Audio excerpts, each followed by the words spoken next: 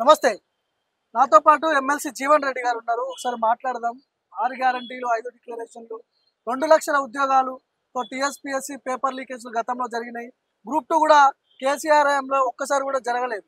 ఒకసారి మాట్లాడదాం. ఆయన గవర్నర్ దగ్గర ఉన్నటువంటి ఆ టీఎస్పీఎస్సీ చైర్మన్ ఆమోదించాలి, ఖచ్చితంగా రాజీనామాను ఆమోదించాలని ఇంతకుముందే మాట్లాడిన ఒకసారి మాట్లాడదాం జీవన్ రెడ్డి గారు. జీవన్ రెడ్డి గారు నమస్తే. నమస్కారం. ఏడాది లోపు 2 లక్షల ఉద్యోగాలు అని చెప్పారు మీరు. సో ముందుగా టీఎస్పీఎస్సీ ప్రక్షాళన చేయాల్సిన అవసరం ఉంది. అవి ఇంకా పెండింగ్ లోనే ఉన్నాయి గవర్నర్ దగ్గర. ఇంతకుముందే మీరు మాట్లాడారు, ఏంటి దాని గురించి ఏం చెప్పండి? ఏదైనా ఆరోపణలతోని తొలగించాలని చెప్పి అంటే తొలగించే పరిస్థితి ఏర్పడ్డట్టయితే అది ప్రెసిడెంట్ ఆఫ్ ఇండియా అసెంట్ అవసరం. దానికి ఇక్కడ ఏదైతుందో చైర్మన్ కానీ మెంబర్స్ కానీ those who have resigned on their own, ఇది need not be sent to the president of India. Governor గారి పరిధి లోపలనే ఈ రాజీనామాలపై నిర్ణయం తీసుకునేటువంటి అవకాశం ఉన్నది. వారు రిజైన్ చేసి దాదాపు 4 రోజులు గడుస్తుంది. ఇంతవరకు దానిపై తగు నిర్ణయం తీసుకోలేకపోవడంతో మీరు కొత్త చైర్మన్ కానీ సభ్యుల నియామకానికి ప్రభుత్వం ముందుకు పోలేకపోతుంది. అన్లెస్ చైర్మన్ భర్తీ అవుతేనే కానీ ఈ నోటిఫికేషన్ ప్రక్రియ అనేది ఏదైతే ఉందో మనం ఆరంభించలేం. ఉదాహరణకు గ్రూప్ 4 సంబంధించినటువంటి ఒక సెలక్షన్ ప్రాసెస్ అంతా అయిపోయింది. It's only approval of the board. ఆ బోర్డు అప్రూవల్ పెండింగ్ ఉండడంతో ఏదైతే ఉందో వాళ్ళు నియామకాలు అందించలేకపోతున్నారు. కాబట్టి గవర్నర్ గారి విజ్ఞప్తి ఏంటంటే వీళ్ళ ఈ చైర్మన్ ఏదైతే సభ్యులు రాజీనామా చేశారో ఇద్దరు, వాటికి సంబంధించి మీరు తక్షణమే నిర్ణయం తీసుకొని ప్రభుత్వానికి ఏదైతే ఉందో వాటి స్థానే నూతన చైర్మన్ సభ్యులు నియామకం చేసుకోవడానికి వెసులుబాటు కల్పించాలని చెప్పని విజ్ఞప్తి చేస్తారు. సో ఏడాదిలో 2 లక్షల ఉద్యోగాలు అన్నారు కదా. సో ఇప్పుడున్న పరిస్థితి తెలంగాణ ఖజానాలో, గవర్నమెంట్ ఖజానాలో పైసలు లేవు. గత ప్రభుత్వం చాలా పెద్ద ఎత్తున అప్పులు చేసిపోయారని మీరే అంటున్నారు. మరి ఇంత అప్పులకప్పుగా ఉన్నది కదా, ఎట్లా సాధ్యమవుతాయి 2 లక్షల ఉద్యోగాలు? 6 ఇప్పుడు ఒకటి భర్తీ చేయబోయి ఏవైతే ఉద్యోగాలు ఉన్నాయో ఆల్రెడీ శాంక్షన్ పోస్ట్ వల్ల నిరుద్యోగ యువతకు ఉపాధి కల్పించినట్టయితే వేతభత్యాలు చెల్లించాల్సి వస్తున్న ఒక భావనతోని అవి భర్తీ చేయకుండా ఉండడం అనేది సమంజసం కాదు. భర్తీ చేయకుండా ఉండడం సమంజసం కాదు. వీళ్ళ వారు కేవలం వేతభత్యాలు చెల్లించాల్సి వస్తుంది కాబట్టి మేము ఉద్యోగాలు కల్పించము. అసలు బేసిక్ తెలంగాణ రాష్ట్ర ఏర్పాటు ఉద్యమ లక్ష్యమే వీళ్ళ ఉపాధి కల్పన. వాళ్ళ ఉద్యోగాలు ఏదైతే ఉందో మెరుగవుతామనే ఒక భావన. అసలు ఉద్యమ లక్ష్యం నీరు గారిన తర్వాత తెలంగాణ ఎందుకు, ఈ కథ ఎందుకు అని చెప్పి అంటున్నాను. కాబట్టి వాళ్ళ గత ప్రభుత్వం ఏ నిర్లక్ష్యం చేసి నిరుద్యోగ యువత వాళ్ళు ఏదైతే ఆత్మస్థైర్యం కోల్పోయే విధంగా రాష్ట్రంలో 2 లక్షల ఉద్యోగాలు ఖాళీలు ఉన్నాయి. అధికారికంగా బిస్వాల్ కమిటీ నివేదించింది. కేటీఆర్ ఏమో 1,50,000 ఉద్యోగాలు ఆల్రెడీ ఇచ్చేసిన మాట్లాడుతున్నాడు. అని ఇచ్చిన పక్కన పెట్టవా, ఖాళీ ఉన్న వాటి సంగతి చెప్తున్నాను నేను. ఎన్ని ఇచ్చిన అనేది కాదు. 2022 మార్చిలో ఏదైతున్నదో బిస్వాల్ కమిటీ నివేదిక శాసనసభలో ప్రవేశపెట్టడం జరిగింది. బిస్వాల్ కమిటీ నివేదికకు అనుగుణంగా 1,97,000 ఉద్యోగాలు భర్తీ ఉన్నాయి, ఖాళీలు ఉన్నాయి. కేసీఆర్ గారు కూడా వాటిని ఒప్పుకున్నాడు. 1,97,000 ఉద్యోగాలు ఖాళీలు ఉన్నామని చెప్పని వాటికి సంబంధించిన భర్తీ ప్రక్రియ చేపడతా అని చెప్పన్నాడు. అది చేయలేకపోయాడు. కాబట్టి ఏదైతుందో నిరుద్యోగ యువతే గాని వీళ్ళు ఈ మార్పు సంకేతం ఇవ్వడం జరిగింది. దానికి అనుగుణంగా ప్రభుత్వం మారడము కాంగ్రెస్ వాడదు. మీరు ఏదైతే 6 గ్యారంటీలు హామీ ఇచ్చిర్రో అవి ఖచ్చితంగా అట్టర్ ఫ్లాప్ అవుతాయని కేటీఆర్ మాట్లాడుతున్నాడు, హరీష్ రావు మాట్లాడుతున్నారు. మీరు ఏం చెప్తారు ఒక అధికార పార్టీ? అందరూ ఆయన లాగా అనుకుంటే ఎట్లనే, అందరూ కేసీఆర్ లాగా అనుకుంటే ఎట్లా? కేసీఆర్ ఏమన్నాడు, తెలంగాణ రాష్ట్రం ఏర్పాటు కాబడినట్టయితే తొలి తెలంగాణ ముఖ్యమంత్రి దళితుడు అని చెప్పానడా.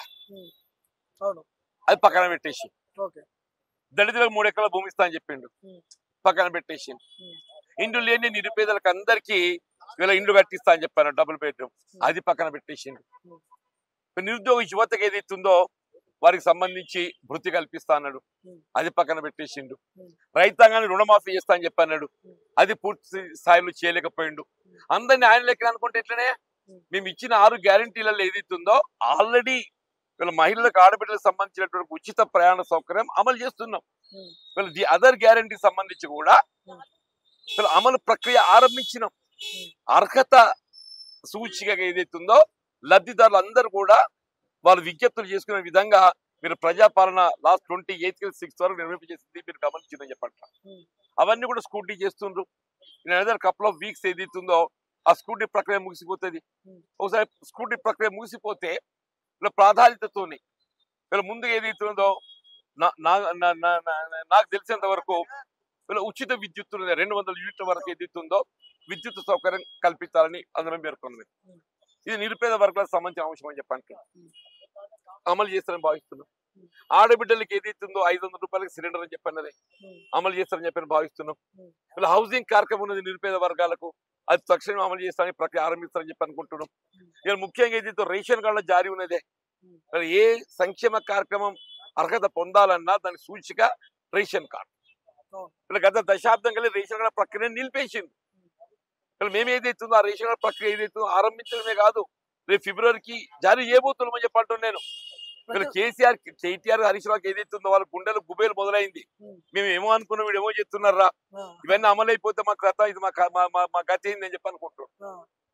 గతంలో మీరు ప్రతిపక్షంలో ఉన్నప్పుడు ఇప్పుడున్న ప్రస్తుత ముఖ్యమంత్రి కాళేశ్వరంపై పెద్ద ఎత్తున కుంభకోణం జరిగింది, 1,00,000 కోట్ల అవినీతి జరిగింది. సో కేంద్ర ప్రభుత్వానికి కంప్లైంట్లు కూడా చేసిన పరిస్థితి ఉంది.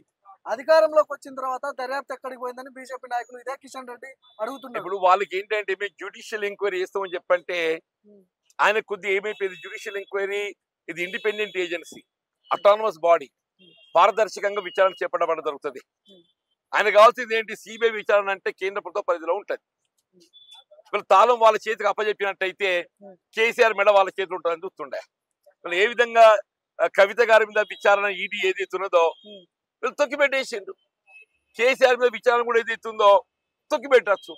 మేము ఆ విధంగా కాకుండా వాస్తవాలు వెలికి రావటానికి న్యాయ విచారణ ఆదేశింప చేయడానికి నిర్ణయం తీసుకోవడం జరిగింది. ముఖ్యమంత్రిని లేఖ రాయమని అడుగుతున్నారు కిషన్ రెడ్డి. అది సిబిఐకే అంటే మేము న్యాయ విచారణ అని చెప్పి మేమేమంటే మేము న్యాయ విచారణ చేస్తామని చెప్పంటే CBI is only investigating agency which is under the control of the union government. ఇవాళ జ్యుడిషియల్ ఎంక్వైరీ అనేది అవసరం ఇచ్చినట్టయితే సిబిఐ సహాయ సహకారాలను వాళ్ళు పొందొచ్చు. ఇప్పుడు సిబిఐ ఎంట్రీ మన తెలంగాణ ఎంట్రీలో లేదంటారా? మళ్ళీ మీరు మొదటి వచ్చింది ఇవాళ కాదన్న న్యాయ విచారణ అనేది సిబిఐ ఎంక్వైరీ కంటే చాలా పెద్దది, గొప్పది అని చెప్పంటున్నా. న్యాయ విచారణ పారదర్శకత, ఇండిపెండెంట్ ఏజెన్సీ, వేరే CBI is not independent agency. CBI is controlled by the union government of India, but judiciary is not like that. It's an independent agency. చర్యలు ఉంటాయనుకోవచ్చా మరి? అరే మరి దొంగను తప్పక మేడ ఊరి పెట్టి. జీవన్ రెడ్డి గారు చివరిగా ఒకటే నిమిషము, మీరు జగిత్యాల నుంచి కంటెస్ట్ చేసిర్రు, మీరు ఓడిపోతారని మీరు ఎప్పుడైనా ఎక్స్పెక్ట్ చేసిరా?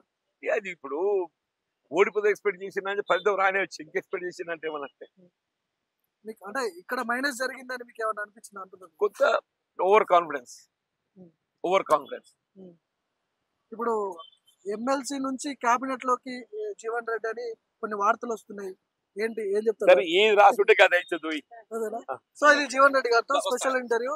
ఖచ్చితంగా కాళేశ్వరం కావచ్చు, గత ప్రభుత్వం ఏదైతే అవినీతికి పాల్పడ్డదో వాళ్ళందరినీ కూడా చర్యలు ఖచ్చితంగా ఉంటే చట్టపరమైన చర్యలు తీసుకుంటామని చెప్తున్నాడు. చూద్దాం ఎట్లా ఉండబోతుంది. కెమెరా పర్సన్ శశికాంత్ తో భార్గవ్, మైక్ టీవీ, గాంధీ భవన్.